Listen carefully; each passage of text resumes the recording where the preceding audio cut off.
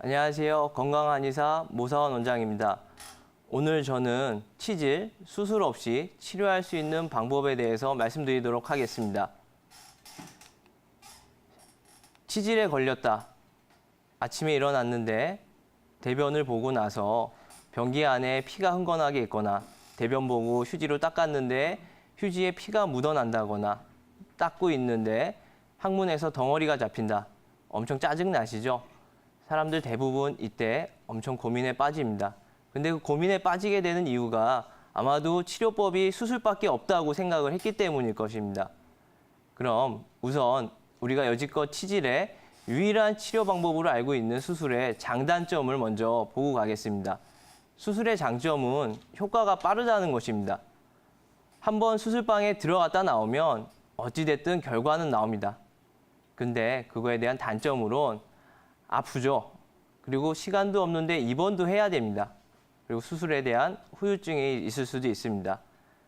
관략근을 잘라냈기 때문에 변실금이 있을 수도 있고요. 마취 부작용으로 하지무력이라든가 하지마목이 올 수도 있습니다. 그래서 저희는 더 이상 아프지 않게 치료할 수 없을까? 아니면 시간도 없는데 입원 없이 치료할 수 없을까를 고민을 하게 됐고요. 그러다 보니까 예전에는 어떻게 치료했을까에 대해서 고민을 하면서 동의보감을 보게 됐습니다.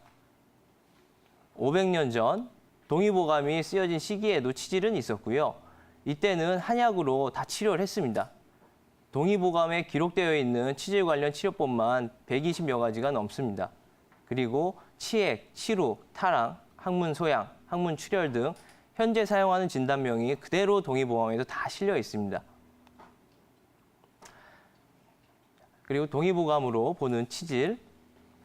동의보감에 보면 동의보감 자체에 후문이라고 그래왔고요. 항문 관련된 질환만 전문적으로 정리된 챕터가 있습니다. 치유내외라고 해서 치질은 내치와 외치가 있다. 맥치, 장치, 기치, 혈치는 주치는 내치에 속하며 수치, 암치질, 누치는 외치에 속한다. 이렇게 되어 있는데요. 현대에서는 내치액과 외치액 두 가지로만 얘기하지만 벌써 동의보감 500년 전에는 거기서 더 세분화해서 8가지로 분화해 놨습니다. 그것뿐만 아니라 동의보감에도 치루, 타랑 등 모든 증상이 있고요. 그리고 그거에 맞는 치료법도 모두 기재되어 있습니다.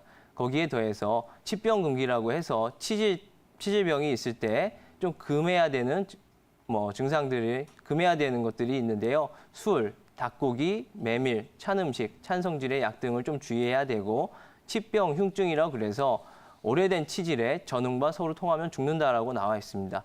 이는 치질이 오래돼서 전응과 통했다. 그걸로 인해서 앞쪽으로 장천공이 됐을 때 우리 소변이 나와야 할 때서 대변이 나오고 대변이 나와야 할 곳에서 소변이 나오면 사람이 죽는다라고 기재되어 있습니다. 그럼 치질의 원인에 대해서 말씀드리도록 하겠습니다. 치질의 원인은 항문의 조직을 자극을 하기 때문인데요. 변비와 설사, 그리고 장시간 앉아서 일을 하는 우리 회사원들. 화장실에 오래 옆에 있는 개구리처럼 그냥 스마트폰 들고 앉아 있는다거나 책을 본다거나 신문을 보는 행위, 아니면 여자분들은 임신이나 출산으로 인해서 생기기도 합니다. 요즘 알게 됐는데요. 회사에서 눈치가 보여서 대변을 보러 가기가 힘들다고 하십니다. 그래서 대변을 습관적으로 오래 참다 보니까 치질이 생기는 경우도 있습니다. 그걸 아래 기재된 음주, 과로, 피로는요. 위의 원인으로 인해서 치액이 생겼을 때 악화시키는 요인들입니다.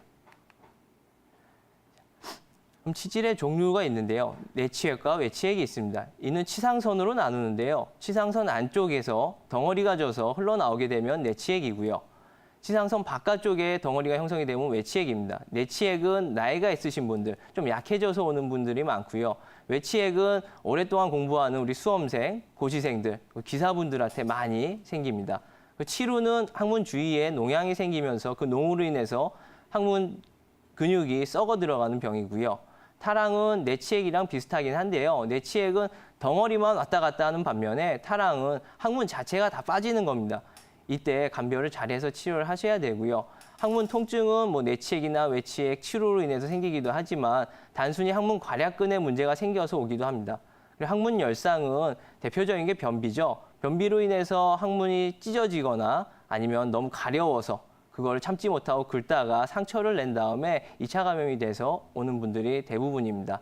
항문 소양증, 뇌치액이라든가 외치액, 치료 역시 항문 소양증을 유발시키기도 하는데요. 가끔 아무런 증상도 없이 나쁘지 않은데 항문만 가렵다고 오시는 분들이 있습니다. 대부분 이때는 보면 항문이 많이 건조해져 있어서 그런 경우가 있습니다.